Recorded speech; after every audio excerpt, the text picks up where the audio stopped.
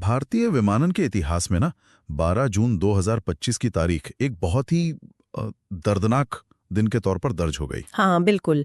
Air India की flight 171 Ahmedabad से London जा रही थी और टेक ऑफ के कुछ ही सेकंड बाद, मतलब मुश्किल से 32 सेकंड बाद अहमदाबाद में ही क्रैश हो गई। ये दशकों में भारत का सबसे भयानक विमान हादसा था और बोइंग 787 ड्रीम लाइनर के लिए भी, जो 2011 से सेवा में है, ये पहला फेटल क्रैश था। महज 32 सेकंड, सोचने में भी अजीब लगता है। तो आज हम इसी हादसे की गहराई से पड़ताल करने वाले हैं। हमारे पास कई सारे स्रोत हैं। हाँ, जैसे BBC news, CNN, Al Jazeera, Reuters, the Guardian की रिपोर्ट्स हैं। और साथ ही भारत की अपनी विमान दुर्घटना जांच ब्यूरो मतलब AAIB, उसकी शुरुआती रिपोर्ट के भी कुछ हिस्से हैं। सही। तो हमारा मकसद यही है कि इन सबको मिलाकर समझें कि भाई हुआ क्या था उस दिन, जांच कहां तक पहुंची है, इसका असर क्या हुआ है और कौन से सवाल हैं जो अभी भी बात की हैं, है ना? बिल्कुल। तो ठीक है, चलिए शुरू करते हैं इसको समझना। सबसे पहले विमान की बात कर लेते हैं। ये बोइंग 7878 ड्रीम लाइनर था। रजिस्ट्रेशन नंबर था VTANB। करीब 12 साल पुराना विमान था ये। हाँ, और इसमें जनरल इलेक्ट्रिक के वो GNX इंजन लगे थे जो काफी एडवांस्ड माने जाते हैं। हाँ, फ्यूल एफिशिएंसी के लिए जाने जाते हैं। फ्लाइट, जैसा हमने बताया, अहमदाबाद से लंदन गैटविक जा रही थी। यात्री थे 230, जिनमें ज्यादातर भारतीय और ब्रिटिश नागरिक थे। 169 भारतीय, 53 ब्रिटिश। हाँ, कुछ पुर्तगाली और एक कनाडाई नागरिक भी थे, और क्रू मेंबर थे 12। कैप्टन थे सुमीत सभरवाल, काफी अनुभवी, 56 साल के, 15,000 घंटे से ज्यादा का अनुभव। और को पायलट क्लाइव कुंदर, वो 32 साल के थे। अब घटना कैसे हुई उस पर आते हैं। दोपहर 1:39 पर टेक ऑफ हुआ IST। हाँ, और मुश्किल से 625 फीट की ऊंचाई तक ही पहुंच पाया था विमान। और सिर्फ 32 सेकंड में, मतलब उड़ान भरने के 32 सेकंड बाद ही नीचे आ गया।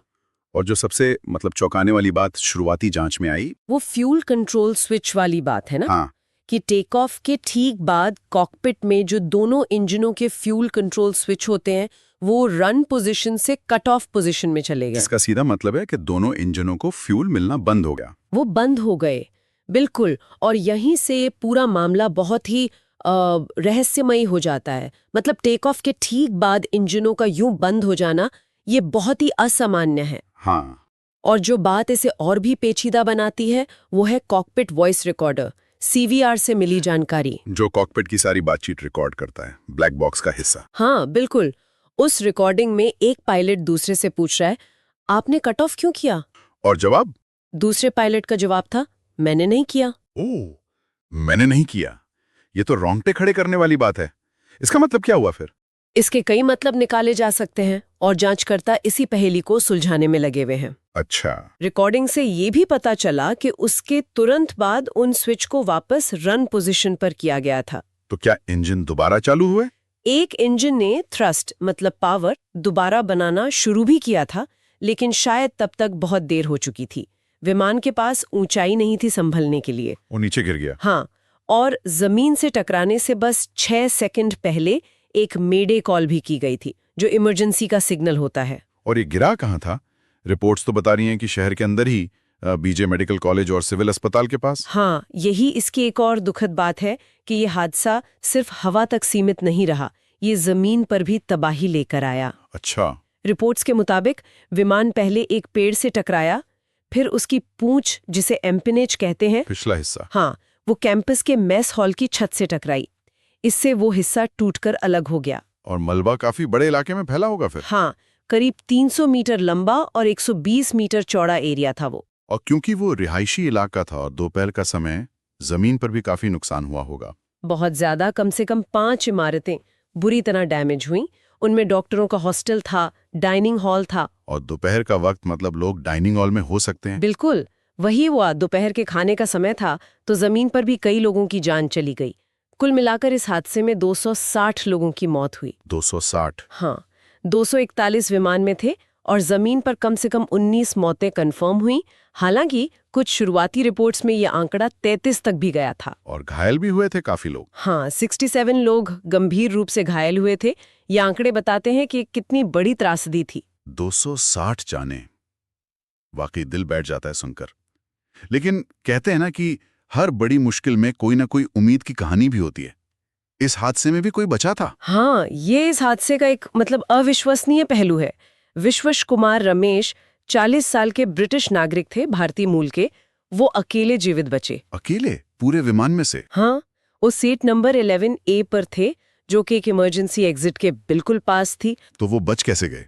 ये तो चमत्कार जैसा है। जो जानकारी है उसके हिसाब से क्रैश के दौरान विमान का वो हिस्सा जहां वो बैठे थे वो कुछ हद तक अलग हुआ। अच्छा। और जिस इमरजेंसी एग्जिट के पास वो थे वो भी टूट गया, तो उन्हें बाहर निकलने का रास्ता मिल गया। उन्हें चोटें तो आई होंगी? हाँ, चोटें आईं, चेहरे पर कुछ कट्स और जलने के निशान थे, लेकिन गनीमत रही कि गंभीर नहीं थी। उन्हें फिर अस्पताल ले जाया गया। ये तो वाकई अविश्वसनीय। पर शायद इस कहानी में भी एक दुखद पहलू है ना? उनके भाई के बारे में कुछ था। हाँ, दुर्भाग्य से विश्वश रमेश के भाई अशोक, वो भी उसी फ्लाइट में थे। और वो नहीं बच पाए। ओह, विश्वश को बाद में अपने भाई के अंतिम संस्कार में भी शामिल होना पड़ा। तो एक तरफ ये बचने का चमत्कार और दूसरी तरफ अपने भाई को खोने का इतना बड़ा दुख। बहुत मार्मिक है ये। अब आते हैं जांच पर। इतने बड़े हादसे के बाद सबसे बड़ा सवाल यही होता है कि आखिर हुआ क्यों? जाहिर है, और इसकी जांच की जिम्मेदारी भारत की AAIB यानी एयरक्राफ्ट एक्सीडेंट इन्वेस्टिगेशन ब्यूरो के पास है। ये भारत की मुख्य एजेंसी है जो ऐसे हादसों की जांच करती है। हाँ, ताकि भविष्य में ऐसा न हो। और इस जांच में उनकी मदद के लिए अंतर्राष्ट्रीय एक्सपर्ट्स भी हैं। यूके का AIB, अमेरिका का NTSB। NTSB तो काफी जानी मानी एजेंसी है। हाँ, अमेरिका की नेशनल ट्रांसपोर्टेशन सेफ्टी बोर्ड, और साथ में बोइंग और जनरल इलेक्ट्रिक यानी विमान और इंजन बनाने वाली कंपनियों के लोग भी शामिल हैं। और जांच के लिए सबसे जरूरी चीज वो ब्लैक बॉक्स, वो मिल गए थे टाइम पे? हाँ, ये अच्छी बात थी कि दोनों black box, flight data recorder FDR और कॉकपिट वॉइस रिकॉर्डर CVR मिल गए थे। FDR तो 28 घंटे में ही मिल गया था, जो सारी टेक्निकल डिटेल्स रिकॉर्ड करता है। हाँ, स्पीड, हाइट, इंजन परफॉर्मेंस सब कुछ। और CVR, जिसमें कॉकपिट की आवाजें थीं, वो भी 15 जून तक मिल गया था। इनसे मिला डेटा ही जांच की रीढ़ है। तो शुरुआती जांच से क्या पता लगा? क्या कोई बाहरी फैक्टर था जैसे बर्ड स्ट्राइक? नहीं, शुरुआती जांच में बर्ड स्ट्राइक की संभावना को तो नकार दिया गया है। अच्छा। और अभी तक ऐसा भी कोई पुख्ता सबूत नहीं मिला है कि विमान में कोई बड़ी मैकेनिकल खराबी थी या मेंटेनेंस में कोई गड़बड़ी हुई थी। तो मतलब सारा ध्यान फिर उन्हीं फ्यूल कंट्रोल स्विच पर आ गया? बिल्कुल। जांच का फोकस अब इसी पहेली पर है कि वो स्विच कट ऑफ में क्यों और कैसे गए, ठीक टेक ऑफ के बाद। और इस कैसे को लेकर क्या थ्योरीज हैं? मतलब क्या अंदाजा लगाया जा रहा है? यहीं पर मामला थोड़ा बंट जाता है, जैसा अलग अलग स्रोतों से पता चल रहा है। अच्छा। 2 मुख्य संभावनाएं हैं जिन पर जांच चल रही है।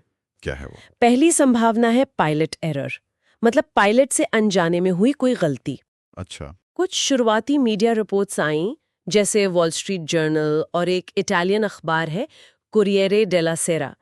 उन्होंने सूत्रों के हवाले से कहा कि शायद ये पायलट की गलती हो सकती है और कैप्टन सभरवाल की भूमिका पर सवाल उठाए। लेकिन ये तो सिर्फ रिपोर्ट्स थीं, जांच का नतीजा नहीं। बिल्कुल, और ये बताना भी जरूरी है कि इंडियन कमर्शियल पायलट्स एसोसिएशन यानी ICPA और यहाँ तक कि अमेरिकी NTSB ने भी इन अटकलों को जल्दबाजी बताया। उन्होंने कहा कि बिना पूरी जांच के किसी नतीजे पर पहुंचना ठीक नहीं है। हाँ, ये बात तो सही है। जांच पूरी होनी चाहिए।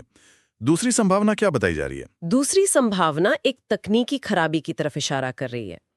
पीड़ितों के परिवारों की तरफ से एक अमेरिकी वकील है माइक एंड्रूज, उन्होंने एक थ्योरी दी है। वकील ने? हाँ, उनका कहना है कि हो सकता है विमान के पोर्टेबल वाटर सिस्टम यानी पीने के पानी वाले सिस्टम में कोई खराबी आई हो। पानी के सिस्टम में? उसका फ्यूल स्विच से क्या लेना देना? सिस्टम में खराबी से शायद कोई इलेक्ट्रिकल शॉर्ट सर्किट हुआ हो और उस शॉर्ट सर्किट ने फ्यूल कंट्रोल स्विच के सर्किट को प्रभावित कर दिया हो, जिससे वो अपने आप कट ऑफ में चले गए हों। सुनने में थोड़ा दूर का कनेक्शन लगता है। क्या ये मुमकिन है टेक्निकली? देखिए, आजकल के विमान बहुत कॉम्प्लेक्स होते हैं, बहुत सारे सिस्टम्स होते हैं, वायरिंग का जाल होता है, तो तकनीकी रूप से इसे पूरी तरह खारिज नहीं कर सकते। लेकिन ये अभी सिर्फ एक वकील की थ्योरी है, जांच एजेंसी की फाइंडिंग नहीं। सही। AIB का तो यही कहना है कि जांच चल रही है, अभी कोई पक्का कारण नहीं मिला है।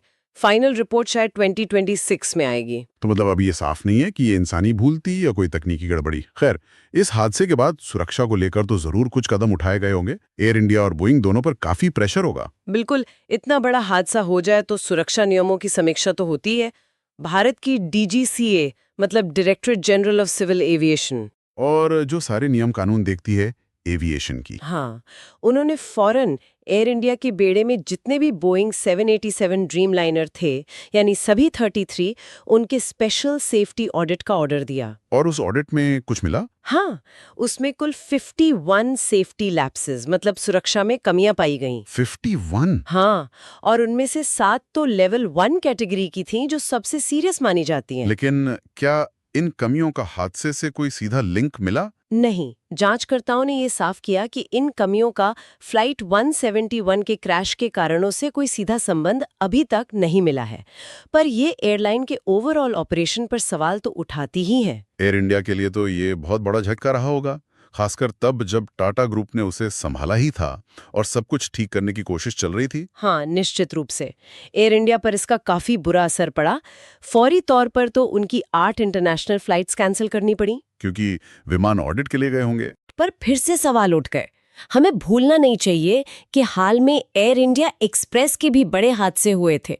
2020 में कोझिकोड वाला, जिसमें 21 जानें गईं, और 2010 का मैंगलोर हादसा, जिसमें 158 लोग मारे गए थे। हाँ, वो भी बड़े हादसे थे। तो टाटा ग्रुप, जिसने जनवरी 2022 में एयर इंडिया को लिया था, वो सेफ्टी सुधारने की बात तो कर रहे थे, लेकिन इस हादसे ने उन कोशिशों को एक बड़ा धक्का दिया है। और बोइंग पर क्या असर हुआ? 787 ड्रीमलाइनर तो उनका फ्लैगशिप प्रोडक्ट जैसा है। बोइंग के लिए भी ये बड़ा झटका था। जैसा हमने कहा, 787 ड्रीमलाइनर का रिकॉर्ड अब तक फेटल क्रैश से क्लीन था। इस हादसे ने उनके विमानों की सेफ्टी पर फिर से दुनिया का ध्यान खींचा। खासकर 737 मैक्स हादसों के बाद बोइंग वैसे ही स्क्रूटनी में था। हाँ, वो मामला भी काफी चला था। इस हादसे की खबर के बाद उनके स्टॉक प्राइस में भी करीब 5% की गिरावट आई थी। तो ये बोइंग के लिए भी एक तरह का वेकअप कॉल था। और इन सब कंपनियों और जांचों के अलावा उन लोगों का क्या जिन्होंने अपनों को खोया? उन समुदायों पर क्या बीती होगी? बिल्कुल, मानवीय पहलू तो सबसे ज्यादा दुखद है। जैसे ब्रिटेन का लीसेस्टर शहर है, वहाँ भारतीय मूल के काफी लोग रहते हैं और इस फ्लाइट में भी कई लोग थे वहाँ के। वहाँ बहुत शोक था। हाँ, सुना था। लंदन में और भी जगहों पर शोक सभाएं हुईं और एक और मुश्किल थी पहचान की प्रक्रिया। हादसा इतना भयानक था कि कई शवों की पहचान के लिए डीएनए मैचिंग करनी पड़ी। उसमें तो काफी वक्त लगता है। हाँ, और इससे इंतजार कर रहे परिवारों का दुख और बढ़ जाता है। तो आज हमने एयर इंडिया फ्लाइट 171 के इस बेहद दुखद हादसे पर काफी विस्तार से बात की। घटना कैसे हुई, वो अकेले बचने वाले यात्री की कहानी, फ्यूल स्विच का वो रहस्य जो अभी सुलझा नहीं है। हाँ, और जांच किस दिशा में जा रही है, पायलट एरर या टेक्निकल फॉल्ट वाली थ्योरीज। और फिर इसका एयर इंडिया, बोइंग और लोगों पर क्या असर पड़ा। ये तो साफ है कि टेक ऑफ के तुरंत बाद दोनों इंजनों का ईंधन बंद हो जाना ये अपने आप में एक बहुत ही असामान्य और विनाशकारी घटना थी। हाँ, और ये घटना हमें कई चीजों पर सोचने को मजबूर करती है। एक तो ये एविएशन सेफ्टी कितनी जटिल है ये दिखाती है, कैसे एक छोटी सी चीज भी इतने भयानक नतीजे दे सकती है। सही बात है। दूसरा, ये उस मानवीय क्षति का एहसास कराती है जो ऐसे हादसों में होती हैं। और तीसरा ये भी कि जब तक पूरी जांच न हो जाए तब तक अटकलें लगाना कितना खतरनाक हो सकता है। बिल्कुल। अगर हम इसे बड़े परिप्रेक्ष्य में देखें तो ये दिखाता है कि एयरलाइनों पर, मैन्युफैक्चरर्स पर, रेगुलेटर्स पर हर समय कितना दबाव और जिम्मेदारी होती है। जैसे हमने बात की, जांच तो अभी चली रही है, फाइनल रिपोर्ट आने में शायद 2026 तक का समय लगे, लेकिन जो जानकारी अब तक आई है, खासकर वो सीवीआर की बातचीत और फ्यूल स्विच वाली बात, वो एक बुनियादी सवाल तो खड़ा करती ही है। हाँ, सवाल ये है कि जब शुरुआती डेटा एक बहुत ही अजीब, अप्रत्याशित घटना की तरफ इशारा करे, जैसे टेक ऑफ के इतने क्रिटिकल फेज में इंजनों का ईंधन कट जाना, पर यह साफ ना हो कि ये इंसानी दखल से हुआ या किसी अनदेखी तकनीकी खराबी से या कुछ और ही था, तो ऐसी स्थिति विमानों में बढ़ती जटिलता और इंसान यानी पायलट के बीच के इंटरफेस के बारे में क्या सवाल उठाती है। क्या हमारे सिस्टम इतने कॉम्प्लेक्स हो गए हैं कि ऐसी अप्रत्याशित गड़बड़ियों की गुंजाइश बढ़ गई है, या शायद ये हमें इस पर भी सोचने को मजबूर करता है कि ऐसी त्रासदियों के बाद जानकारी के इस तेज दौर में हमें तत्काल जवाब चाहिए होते हैं, लेकिन एक गहरी जटिल जांच के लिए जो धैर्य और सावधानी चाहिए, उसके बीच संतुलन कैसे बने।